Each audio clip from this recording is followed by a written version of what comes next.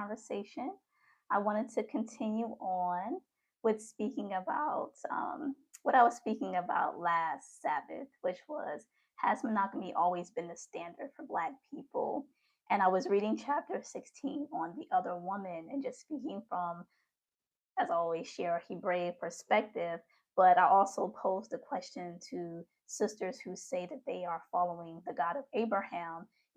Why is it that they oppose the very culture that our ancestors lived? You know, and so I'm gonna get into it. I left off on, and of course, like I shared last time, I'm not, reading the whole entire chapter because, of course, copyright issues. And plus, you should get the book and read through it. It's a really great book, very educational. If you don't have it in your repertoire as a woman, this is a must have. This is a must have. Okay, so, all right, so I left off. I'm just going to read where I left off.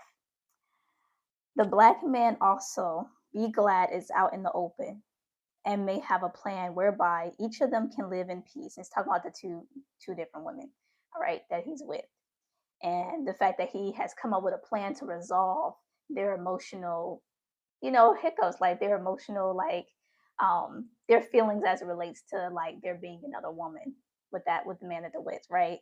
So the Black man, now that things are out, he's actually glad, is speaking about how the man is glad that things are out in the open, and so, all right, so the Black man may also be glad it's out in the open and may have a plan whereby each of them can live in peace by adjusting his time and money to take care of and see after both women. But he never gets to present the plan that's most appealing to him because of the erratic emotional state of both women. And that's where I had ended. And so I'm going to continue on. All right, so this is important when it says the Black woman's reaction to truth should be relief. And it says another interesting aspect of this trilogy is that each Black woman involved in an aspect of this. Let me go back. Let me slow down. First off, okay, let me start over.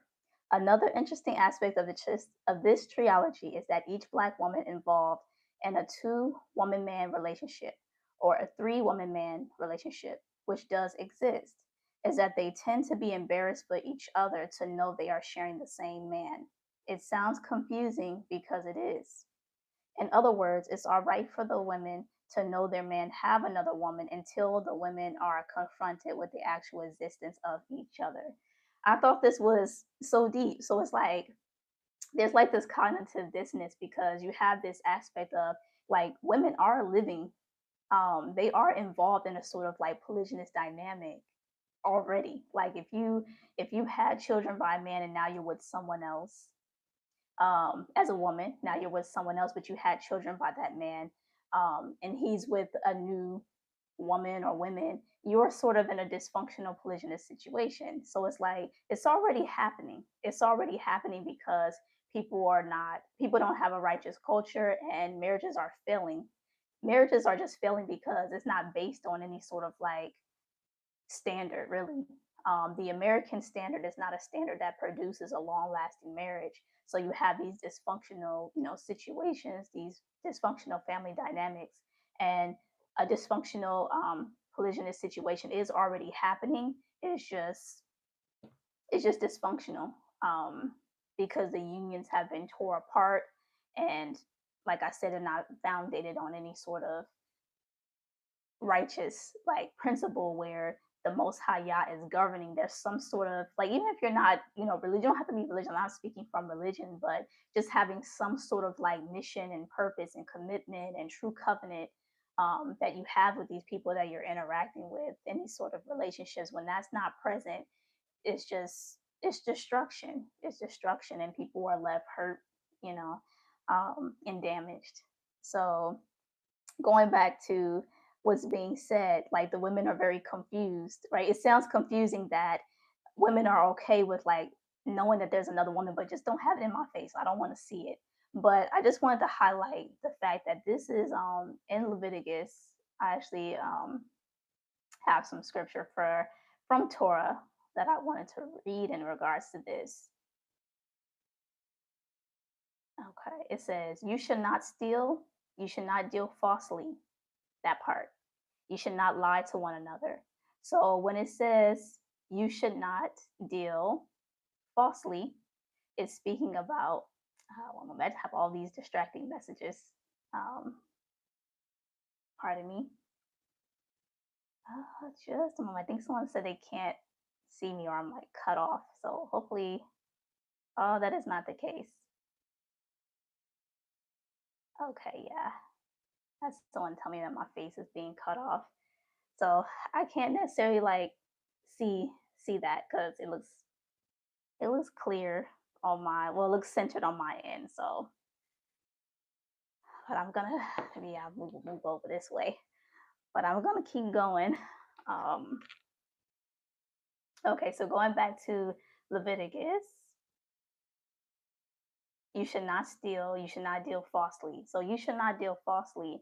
That is a commandment that was given, that when it says you should not deal falsely, I read that as like, okay, you should not, this is the opposite of someone dealing in truth.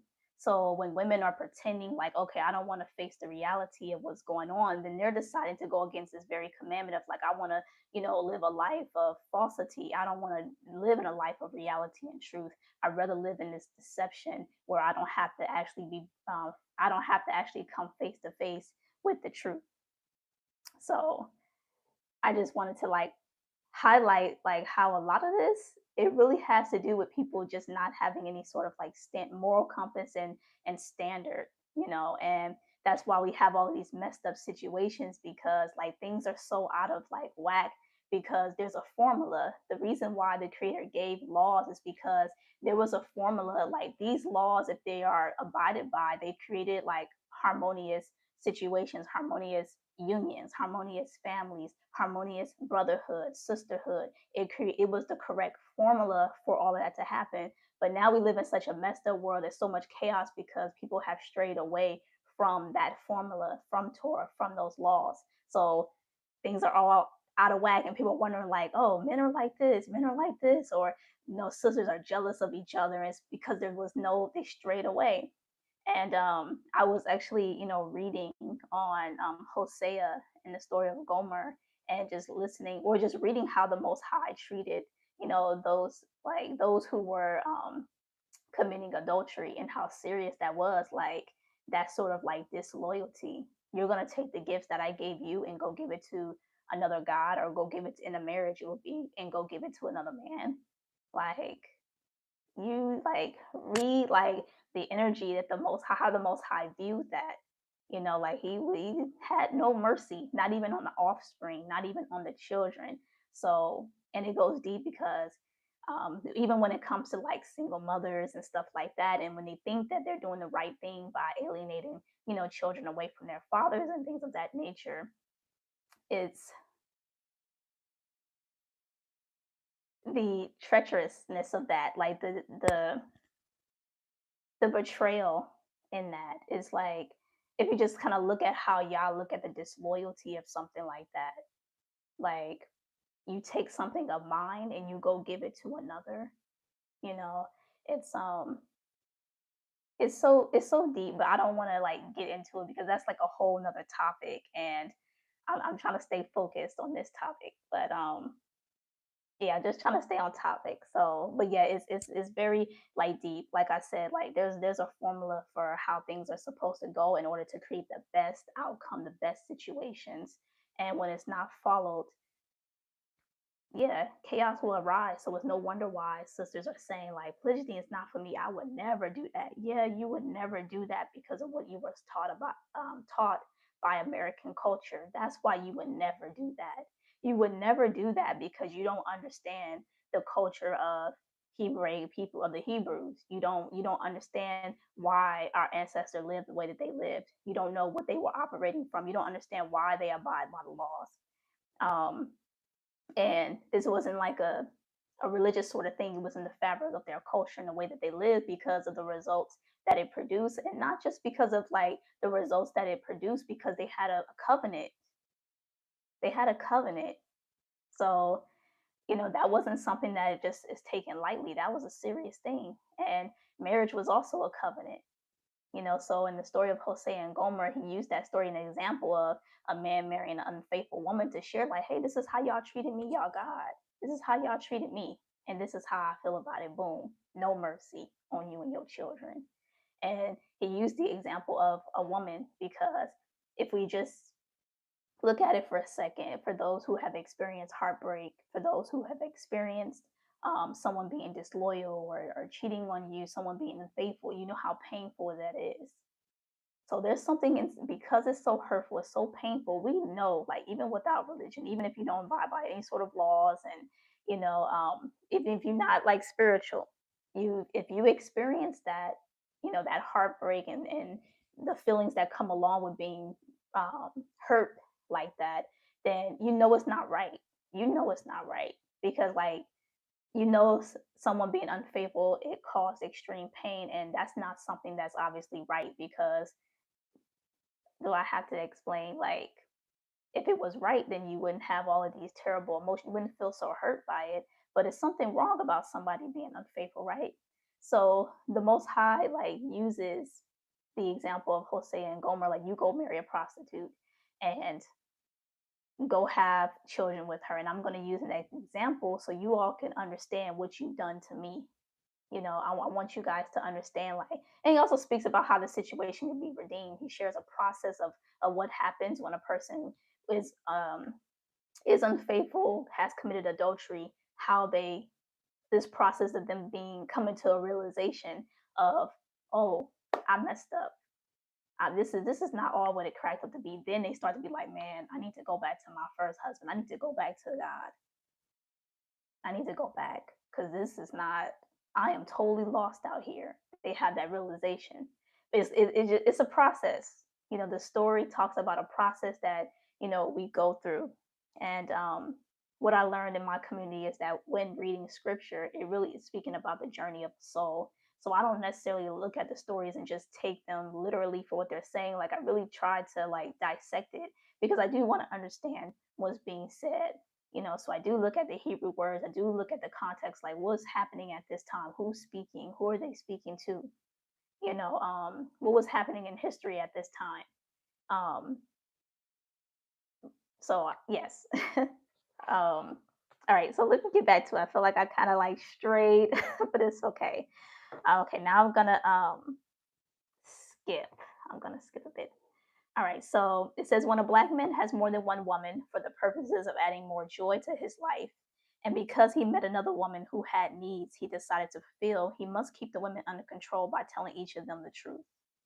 So she presented a solution like the solution is to tell the women the truth, which men um, have been owning in this day and time. If they want to have like multiple women, they straight up saying like, "This is my life. This is what it is."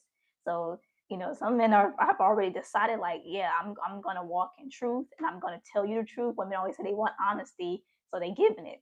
They giving it because they do love women. They do love women because they want to be honest. They want to be truthful. They don't want to hurt. They don't want to be deceptive. So that just shows that the love that the black man actually does have for the woman.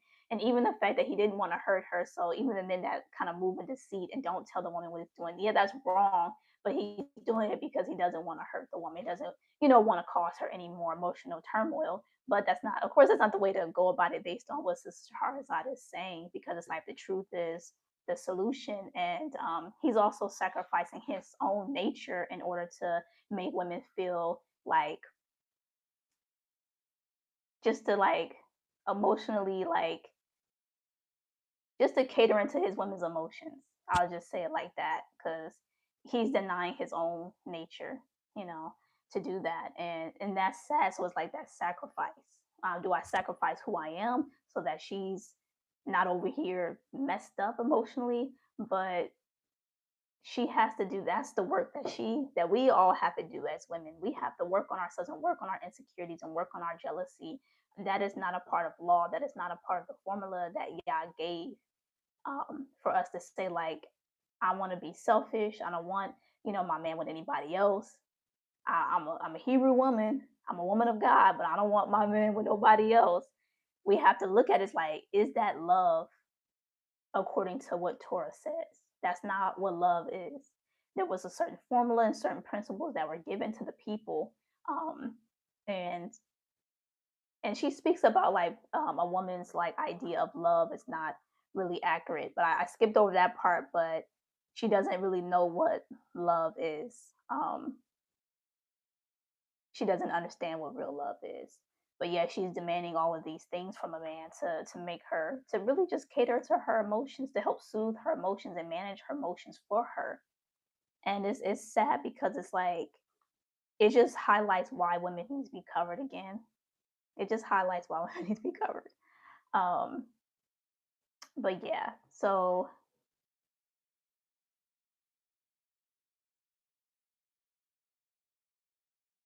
okay, so let me go back to where I want to go back to what I was reading. So yeah, okay. So when a black man has more than one woman for the purposes of adding more joy to his life, and because he met another woman who has needs he decided to fulfill, he must keep the women under control by telling each of them the truth. So I wanted to speak about the also what she's speaking about the nature of a man. He has like an innate responsibility. He feels a responsibility inside of himself to fulfill the needs, like to be there for another woman, and that's something that women do not understand. But that is also another Torah and another I won't say another commandment, but I'll read exactly the scripture that the perspective that I'm speaking from is from this scripture. Genesis 2:22. He made the rib which the Lord God had taken from the man into a woman and brought her to the man. The man said this is now bone of my bones and flesh of my flesh. She shall be called woman because she was taken out of man. So that is something that's innate in man. When they realize the woman is their rib, there's something inside of them that tells them, I'm going to name her, call her woman, because I realize she is of my bone and of my flesh, and she was taken out of me. So now, like, yeah, like you mine, you're mine. I'm responsible for you. You were came out of me. So like, who else is responsible for you when you were made for me? It's like a parent. If two parents created a child, they're responsible for the child. No one else. They're responsible for it. And that's the sort of responsibility that men have inside them. They may not be religious or have those sort of words, but there's something inside them that say like, I feel responsible for this woman, and that's something that's coming inside. That's why when women try to say like and try to judge men and say, oh, he's not spiritual, he's not a man of God, I'm like, mind your business, because the relationship that a man has with the creator may not look like how you think it's supposed to look. So mind your business. Mind your own business. Mind the business that you're supposed to be minding. What are you supposed to be doing? It's not over there critiquing the man. Where does it say in Torah? Where are you getting that standard from? American culture, I already know. But where are we getting that standard from that it's okay to sit back and just like, oh, he's not spiritual. He don't read the Bible. He don't go to church. That is not your business and not for you to judge. That's yeah. This is the part where I'm not religious. I'm not religious. And even when I shared in the video when I speak about having a discernment of what a righteous man was, I didn't mention him reading the Bible, going to church, or being a religious man. You recognize a righteous man by his conduct and what he does, how he serves his community, how he treats other people, how he treats his family, what he has produced, how he's serving the world, what he has built. And women who do not have discernment, they be like the main ones judging men, but they don't necessarily be knowing what they're talking about. I just have to, keep it real and say that they do not know what they be talking about because they don't have. It's like judge yourself before you judge another. Do you judge yourself the same way that you judging, that brother? So, but anyways, um, yeah. So it just all of this just kind of like makes me think. It makes me reflect on how women like have the ability to pull men into sin. Like they have the ability to cause a man not to live in truth, all because he loves her. He does love her. He doesn't want to hurt her. So I can like I only imagine like the struggle that men may feel inside to try to like appease, women because they don't want to lose them, but also like there's a part of them that's being slowly like killed and just messed up because they have to deny this part of themselves. And it just makes me think about women when they say like, oh, I don't want to lose myself inside a relationship, but that man had to lose himself for you. It's okay for that man to have lost himself or to lose himself for you. That's not love. That is not a loving relationship. So you want him to lose himself, but you want to remain independent. You want to have that autonomy and be able to say like, I'm still the person that I was before I came into this relationship, but you're gonna have to make a lot of sacrifices for me. No other women allow me to monitor your comings and goings. Allow me to control you and say what you can and cannot do. It's so messed up, and and women wonder why men feel like marriage is like a prison. Or there's this whole thing of women saying like, oh, he's afraid of commitment. I wonder why. I wouldn't want to commit to nobody that I know if I commit to, they're going to try to control my whole entire life. Like that sounds like pure hell. Like, anyways, it just sounds terrible. Like, who wants to live that depressing sort of life? Like, come on now. I wasn't born to be controlled by another person, by this one person that I decided to be with because I wanted to love someone. Now I'm like stuck. I'm stuck to having to be controlled by this person. It's just so messed up. It's just so messed up. Um, okay, so I wanted to read just a few thoughts that she highlighted that comes from the American way of thinking, right? Because the title of this video is "Has Monogamy Always Been the Standard for Black People?" And I'm going to read some thoughts that come from Americanized culture that women have taken on, even when they say they are a woman of God or they are a Hebrew Israelite. So the slogans are different than what's said in 2026. So just, swap out, like, just take out like the old slogans and insert the slogans that are used in 2026 and to make it make more sense for you. But some of the slogans are, this is what women say: she uses other instructions to support her in her position. She does not know who the author of these instructions are, American culture, but she obeys and memorizes them, right? She's obedient to this God over here, not the Elohim, not the God of Abraham, but she's allegiant to this Elohim over here, this Americanized culture. So she's memorized these sort of slogans. What's good for the goose is good for the gander. Yeah, that's super old. That's super old slang. I can do bad by myself. There's a movie, a Tyler Perry movie, I think that's named after that. I can do bad by myself. All is fair in love and war. All good things must come to an end. Totally against Torah. Use what you got to get what you want. The manipulation, nothing holy about that. There ain't nothing a man can do for me that I can't do for myself. Oh, that's not what Torah says. Who you get that from? Here today, gone tomorrow. So she like, I'm gonna play the harlot like it's nothing. No romance without finance.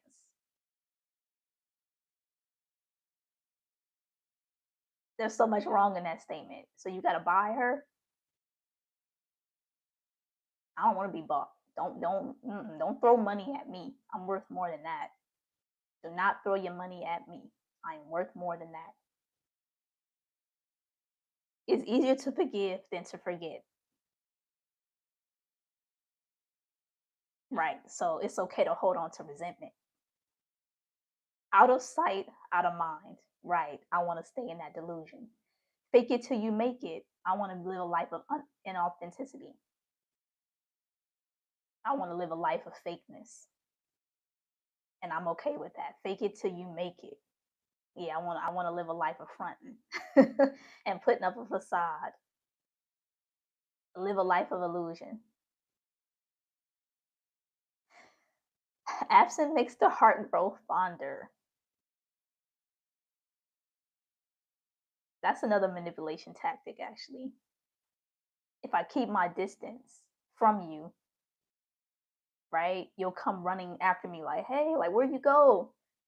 It's kind of playing off everyone's human need for belonging, everyone's like human need for connection. It's like playing off of that human need that everybody needs, and everybody, you know, a fundamental basic human need. But when someone says like, oh, absence make the heart grow fonder, now they playing games. I'm gonna pull away from you, make you miss me a little bit. Games, those are games. All right. Never put all your eggs in one basket, right? Because it's okay not to put your 100% commitment into another person, into your guy, into L. Like, I'm not going to be truly committed. Right. Adulteress. All is fair in love and war. I think she mentioned that already. That one's twice. Yeah. Okay. Never let your right hand know what your left hand is doing. Right. Move deceptively, which is against that Torah, which is against this law. You should not deal falsely. You should not lie to one another. But this Americanized culture, this standard is supporting that very thing, going against the formula, right? That's why things are a mess. Telling you, that's why things are a mess. All right. And I will that I'm not all over the place and I am being followed, because I know I'm just kind of like flowing. Even though I did have like points and everything, my mind just, I guess I didn't necessarily center my mind before like speaking. So I'm just kind of like, my mind wants to go in different places, and I'm just like, okay, pull it back, pull it back. So I will that the flow is all right for those who are listening. Uh, okay, so this is where I want to go. This is where I want to go. I got two last points. Hopefully, I stay on it out and I don't stray too much. But all right, so I'm gonna read these two paragraphs. Another area of confusion she participates in is, let me slow down. Another area of confusion she participates in is the difference between what an affair is and what a relationship is.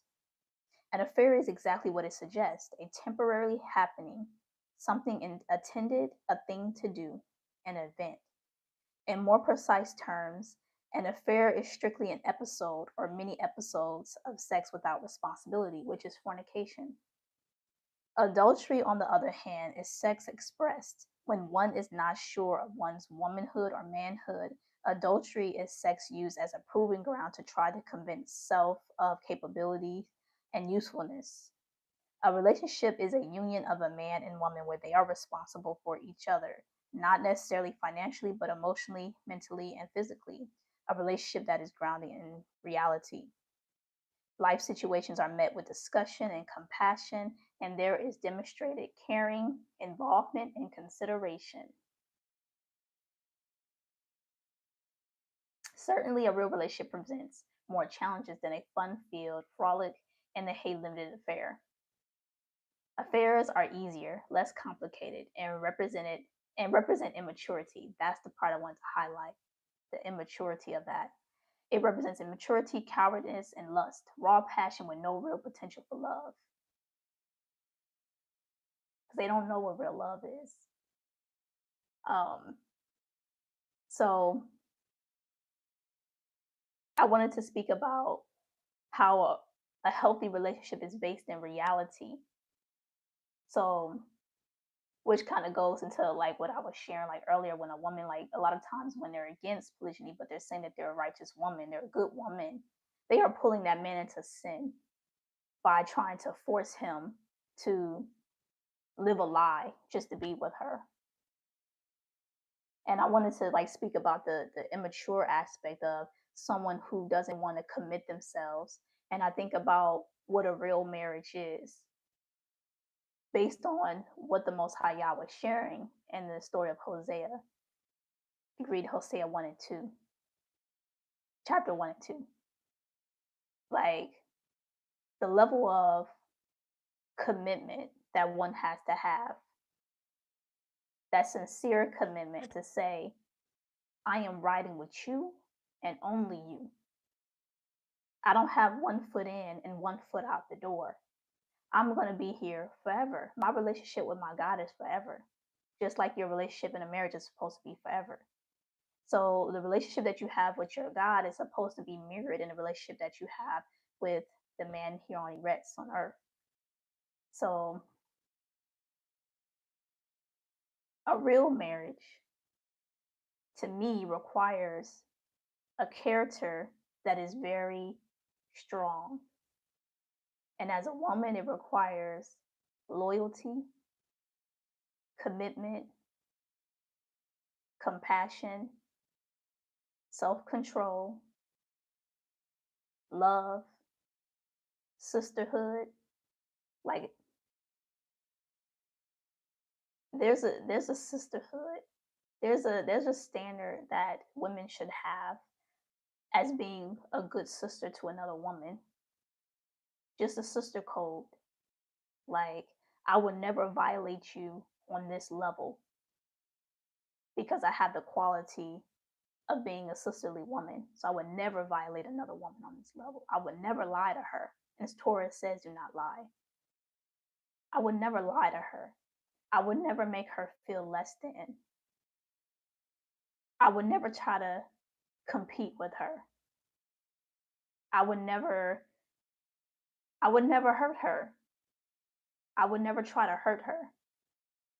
If I love her, I want her to have a covering. I want her to be protected. I don't want her out there in danger so she can get hurt. And these are like sisterly principles. There's a standard of how you treat other women regardless of anything. Just like how I'm not speaking to brothers in my videos, but I'm sure they have their brother code, their bro code, or whatever they call it. They had that what they would never violate with one of their brothers. We also have to have that as well and need to have that. And the reason that women have issues with the other woman is because they don't have a standard, or like they don't have that love for another sister. What I want for my sister is also what I want for myself. And so I want her to have the same exact thing that I have. I want her to feel like somebody is loving her the way that I'm being loved. I don't really sort of like hear this language anymore. I don't hear this language. There's more pride in I gotta get the bag and I gotta be independent and I gotta be better than the next woman. And or you may have a sisterhood it's like we're extremely close, but there's this one part that I don't want for you that I may have for myself, and I don't want you to have the same man that I have. And that's why Hebrew people, our ancestors, even though they were stubborn and disobedient, they did have more love because you have to have more love in order to be like to function inside of a polygynous dynamic. So, and our people, they were living according to Torah, or at least striving to live according to Torah. So they had a different standard in terms of like what they were accepting of, and the self cultivation that they had to do. So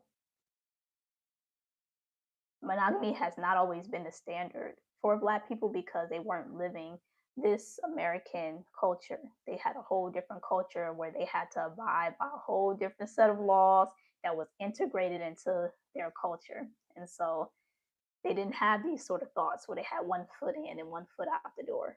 They didn't operate in that way. So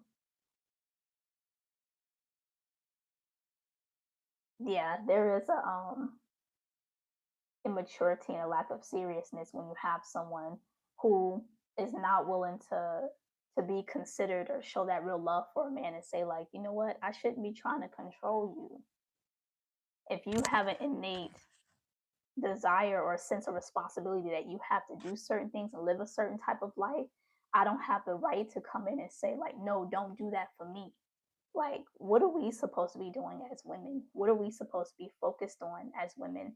Um, think about like if we were in our whole, complete, and healthy selves. And in Hosea and Gomer's story, it speaks about how that woman had to, like, the name Gomer means complete, which is to be healed, which is to be holy and hallowed. And just think about, like, okay, if we were in that state, that does require us to come back in alignment with one God, first of all, with the one true God, Yahuwah Elohim, El Elyon, um, the name that you use for the God of Abraham. And it requires us to become loyal to one thing again, one man, one God.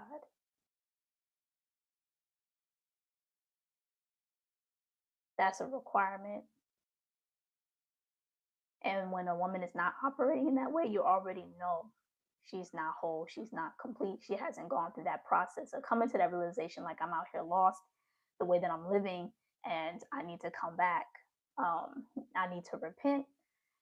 And I don't like mean to try to like speak from a place of like from a moral compass of like, oh, people living wrong and they need to live like this, they need to do this, they need to live, this is the right way.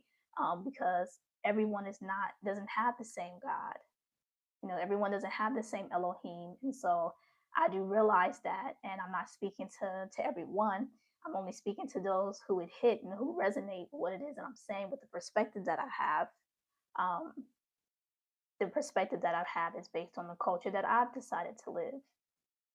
And I have different views. So if it's something that's resonating with you and you like, I actually align with that sort of thinking as well, then you may have the same God that I do. And so I'm trying to reach and I'm trying to speak to those women or reach those women who are lost, but eventually they will come back.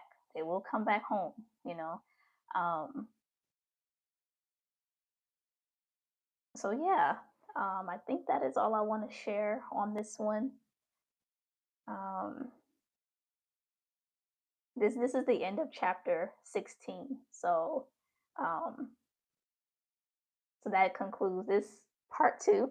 So stay tuned for what I decide to speak about next. Feel free to share like your comments, anything that you want me to speak on, any topics um, that you would like to hear me speak on. Definitely share.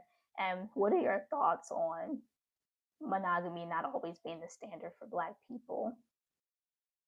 And if you even have a different idea that's outside of American culture for why you think monogamy is still the standard, feel free to share it. I'm not necessarily like saying that monogamy is wrong, because I think both could exist and both did exist.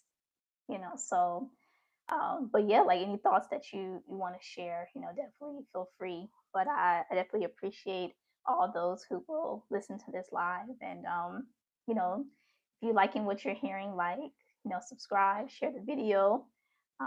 That is always appreciated. And if you are looking for a deeper experience in terms of like having a righteous sisterhood with other women, definitely private message me. Um, I am a part of a community where there is a sisterhood that you can become a part of. So if you want more information in regards to that, definitely message me on my social media. All right, the links are in the description below. Shabbat shalom. Peace.